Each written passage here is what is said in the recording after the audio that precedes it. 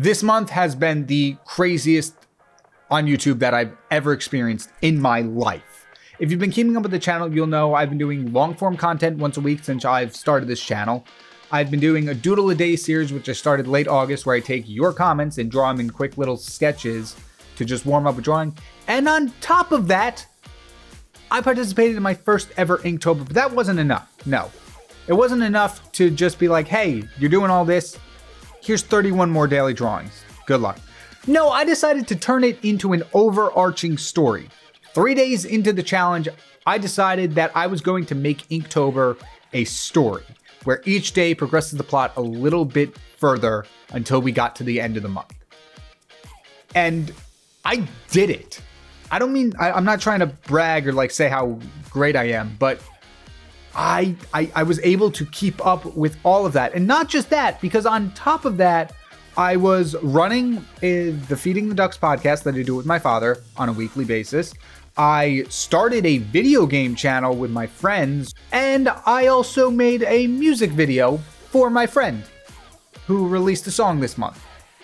And not one of those things was past its deadline. I want to take this video to just kind of reflect on Inktober and what I've learned from my first big story, because this is something that I had to think about in the long run before I even started it. Because I couldn't start the Inktober story and then just be like, okay, I guess we'll see where it goes. I spent night 3, so October 3rd, that night, figuring out what direction I wanted to take this story. That way, come day 4, I can jump right into it. Start the story from where it is and not just pad it out until I understood where I wanted the story to go. Now, yes, I didn't have all the specific parts in place when I made that decision and when I wrote that initial story, but I knew where the plot was going to go. There were a few plot points here and there. I'm like, oh, okay, I didn't do much of this, so I can actually work this into the end plot. One of the main examples was Nick and his ability to turn into a bat. Obviously, he had the vampire-esque voice, which I did before it was a series, before it was a story for the first 3 days. And I just kept that running. And then when I had Toby tell Mr. Strike that, like, oh, I keep him around because he's good at what he does, which was just kind of like a shot at him, like, shut up, man. But I realized, like, I could work that into like an overlying thing, like, oh, Nick, there's something about Nick that we don't know yet. A few issues I did have with this was until like day 27, most of the drawings were not related to the story. And that's unfortunate because it probably alienated or confused a lot of people, at least the people who joined from day one. It's like, oh, here's this YouTuber I may or may not be familiar with because I don't know. But here they are and they're explaining their design notes. Okay, that's cool. And then suddenly day 4, it's like, oh, there's these weird voices and now there's musical stings and stuff like that. But I feel like without like announcing it, like, hey, this is what Inktober is going to be, I feel like maybe a lot of people were probably like, I'm not entirely sure what this is. And I didn't really specify that in the titles. I've since gone back and changed them like, oh, this part 1, part 2, part 3. But before that was just Inktober, day, whatever, here's the prompt. So probably a lot of confusion there. Definitely learn that going forward. And also with the prompts not relating to the story, it probably was a little much because I wanted to. And I did look at the prompts when mapping out the story points of the story. So like Plump inspired the Golem being there. Chains inspired Jeffrey and Strike coming and locking the 3 characters in a cell. Remove taking the amulet. Beast turning into a beast.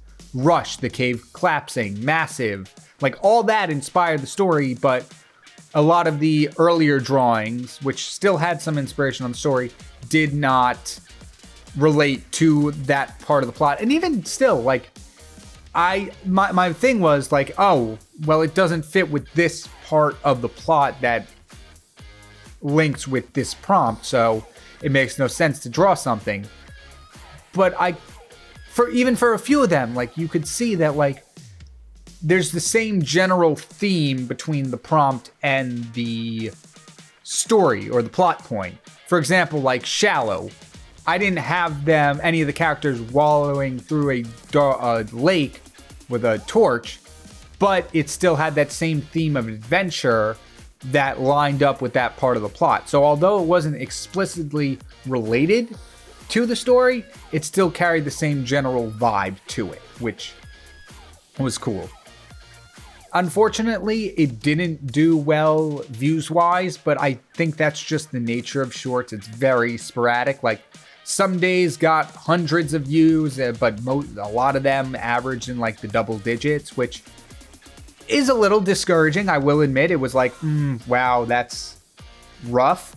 But I had gone so far into it that didn't deter me to stop. But honestly, the views didn't matter because doing this has built such a great community for this channel that because I've been having conversations with a lot of people on a daily basis on these shorts, being like, hey, this is really cool. Like, I want to know where the story goes next. And I'm like, yeah, this is what I have planned and stuff. And also some of you pointing me to your own stuff, which I've been checking up on and is absolutely amazing. Like, it's cool to see you guys coming to see me, but it's cooler for you to tell me you're doing something similar and to see what you're doing and being like, wow, there's so many creative people on this platform that I'm just not aware of, and just having this exposure to that was really fun too. And honestly, like, views aside, because it's views, who cares? This overall experience was just a net positive. And I'm so happy I did it. I'm so happy with how the story turned out. And honestly, I might want to redo this in the future where it's the same story with a little tweaks just to make sure everything's more cohesive, but make it like a graphic novel.